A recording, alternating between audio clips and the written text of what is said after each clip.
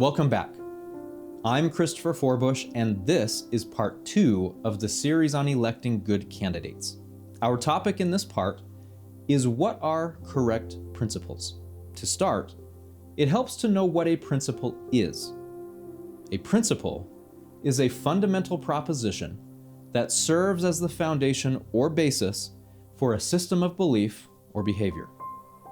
For purposes of our discussion, we're interested in correct principles, specifically in politics, which means the definition can be further refined to this: fundamental truths that serve as the foundation for a system of belief that guides political behavior. Fundamental truths. Where do we begin to identify fundamental political truths? We begin at the beginning. Imagine a man wakes up on an undiscovered island. The man is alone in nature. What does the man have? He has his life. No government gave it to him. He simply has it. He also has his liberty, the right to go where he wants and do as he pleases. He can take of the natural raw resources around him and apply his labor to them to create things for his use. He is free to try to improve his condition, to build a shelter, to grow or gather food, to fashion weapons to protect himself. No government gave this liberty to him. He has his life and his liberty by virtue of nature itself, or, if you will, granted to him directly by nature's creator. These are natural rights. This is the premise of the phrase in the Declaration of Independence that says, men, quote, are endowed by their creator with certain unalienable rights, that among these are life, liberty, and the pursuit of happiness. Now suppose the man discovers others on the island, men that have similarly taken the raw land and resources, applied their labor to them, made tools, and built buildings. These men have the liberty, the natural right, to associate or disassociate as they please. These men have the liberty to speak to one another, to barter and transact, and to even protect and defend themselves and their property from each other's aggression. No government gave this liberty to them, these natural rights. Natural rights exist independent of government. Still, you can imagine the task it is for them to each be constantly defending themselves and their property from each other, while also trying to advance themselves and improve their lives. It is at this stage that these men recognize it would be to everyone's advantage to gather and make a social contract, to set rules for them to all live by, to create a society, to select one from among them to whom they can delegate their right, their individual right to self-protection. At this moment, government is born. The men each delegate to the government their individual rights, thus creating a collective right within the government. Collective right, or government authority to act on behalf of the collective, is always derived from individual rights. The government has the authority to now protect each man's life, liberty, and property as delegated to it by those men. This is the premise of the phrase in the Declaration of Independence that says, quote, that to secure these rights, governments are instituted among men, deriving their just powers from the consent of the governed. These are fundamental truths. They establish for us the system of belief as to the proper role of government. Man has natural rights, and government exists to secure those rights, deriving its authority from the consent of the people whose rights are being secured. Authorized to act only within the limited sphere of activity in which an individual would have the right to act. As former Secretary of Agriculture Ezra Taft Benson explained, quote, by deriving its just power from the governed, government becomes primarily a mechanism for defense against bodily harm, theft, and involuntary servitude. It cannot claim power to redistribute wealth or force reluctant citizens to perform acts of charity against their will. Government is created by man. No man can delegate to it a power that he does not himself possess, and no man possesses such power to take and redistribute his neighbor's wealth or force his neighbor to be charitable. Thus, a government does not have legitimate power to do this. The creature cannot exceed the creator.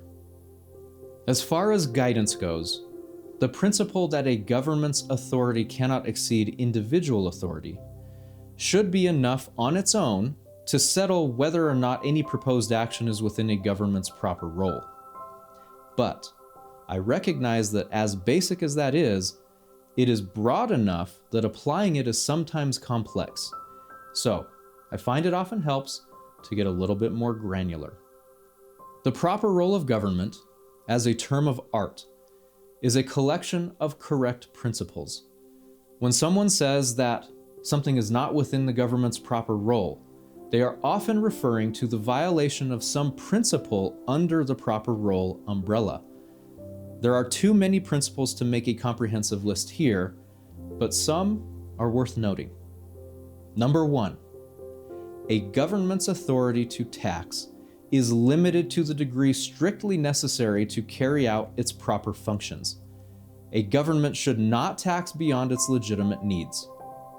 Number 2, a government owes a fiduciary duty to citizens to be a wise and prudent steward over tax revenues, to cut wasteful, redundant, or ineffective spending, and to treat each dollar with care, deploying it with maximum efficiency to generate the highest yield in value.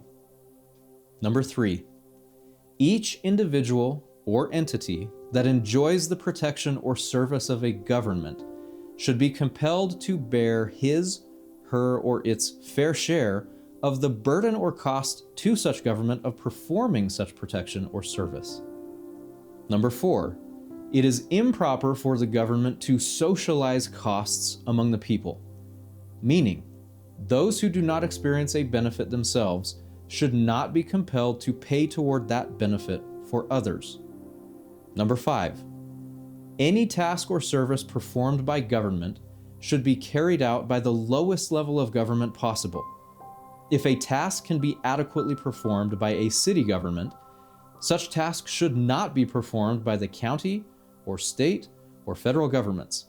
Consolidating tasks to higher and higher governments serves to consolidate power and dilute the influence of individuals on government processes. Number 6, widespread prosperity, not equality of outcome or condition, is the principal goal of the American economy. Prosperity is only achieved through a chain of interacting conditions. First, prosperity can only be achieved with widespread abundance. Second, abundance is only possible through innovative and efficient production. Third, innovation and production is impossible without willing and eager entrepreneurship and labor from among the people. Fourth, willing entrepreneurs and laborers, the producers of society, only appear and engage when given proper incentive, which, in most cases, is the profit motive, or rather, the right and expectation that one will be able to attain, keep, and enjoy the fruits of one's effort. Fifth, the profit motive, the principal incentive for most people, erodes as government increases regulatory burden and taxation on producers. Thus, government must intervene to the least degree possible, lest it discourage and blunt society's movement toward prosperity. Number 7, there must be unalterable opposition to government ownership or operation of the means of producing and distributing goods and services in competition with the owners of private enterprise. Government should also not partner with such owners nor regulate the legitimate use of owners' private property. Government is a referee, not a player in commerce. Government must remain neutral. It should neither participate in nor subsidize any industry or player within such industry. Number 8, the federal government should not levy taxes for the support of local or state governments, especially where such payment to local or state governments is conditioned on abdication or surrender of local or state government independence or sovereignty in any degree. Likewise, governments of all levels violate private property rights when they take money or property, through taxation or otherwise, and make gifts of such as subsidies or foreign aid to other domestic or foreign citizens, entities, or governments. There are many more correct principles, including those related to government's role in national defense and enforcing private contracts. It is worth noting that for a delegate or a voter to know whether a candidate knows correct principles, they themselves must know correct principles, so they can readily identify whether or not a candidate knows and follows them. To that end, delegates and voters should learn from the best books. I'll briefly recommend 4 here. Number 1, The Law by Friedrich Bastiat. Number 2, The Making of America, published by the National Center for Constitutional Studies. Number 3, the small booklet called The Proper Role of Government by Ezra Taft Benson. And number 4, one of the most popular, The Federalist Papers. A party's platform is also a place to learn succinct policy positions, many of which are principle-based. Delegates and voters must learn whether a candidate for office knows and is guided by correct principles. If they determine that this is the case, they can safely conclude that such a candidate is a good candidate. Now, some may ask, what if we can tell the candidate follows correct principles but is not a good person? Are they still a good candidate? This is a fair question to ask. As unlikely as it may seem, someone could be very committed to correct principles but still be unkind, unreliable, immoral, vulgar, or the like. Are they still a good candidate? To answer that question, you can observe leaders that have been elected to office that make good policy decisions like enforcing proper laws, cutting taxes, uncovering fraud, and prosecuting criminals, while still acting in disagreeable or even repugnant ways. Scripture actually speaks to this point openly. Whether you believe in this particular text or not, the story makes the proper point. In the Book of Mormon, the Book of Ether, chapter 10, the Jaredite king Morianton makes his appearance. The scripture reads that he went to battle in a divided kingdom, and he prevailed.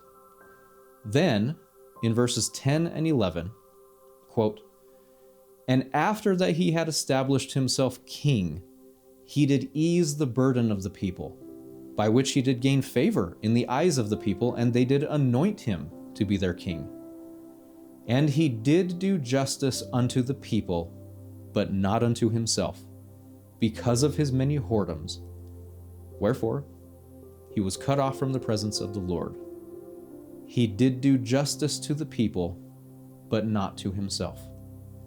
This, to me, is an example of a leader that governs by correct principles in his official capacity, his or her official capacity, does justice to the people, but individually is not a good person, does not do justice to himself or herself. Would he or she be a good candidate? My answer is yes. I would rather an elected leader govern by correct principles and do justice to society while not being a good person than have that leader abuse and harm society while being a good person. Now, even though I would make this choice in isolation if presented with those options, that doesn't mean that's what I want.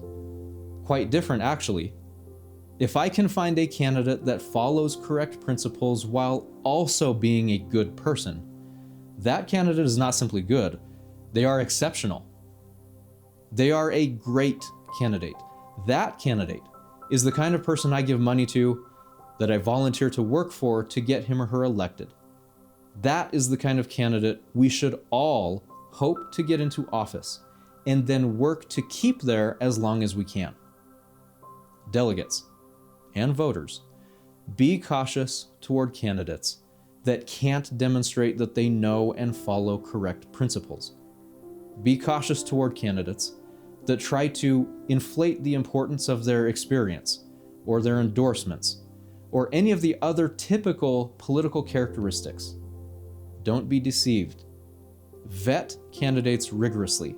Ask them questions that will help you understand where they stand. If they can show that they know and follow correct principles, they are good candidates. Vote for them. And if you can find such candidates that are also good people, then go above and beyond for them. Running for office is hard, especially as a great candidate, because a person that fits into the great candidate category is often, or could easily be, already engaged somewhere in the private sector making more money and doing something different.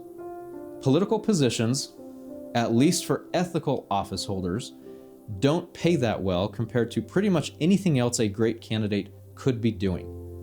This is why great candidates are not often attracted to public service. It is a sacrifice to step in. So enthusiastically do everything you can to get them into office at every level of government whenever you can find them. This has been a short series on electing good candidates, and I'm Christopher Forbush. Thank you for watching.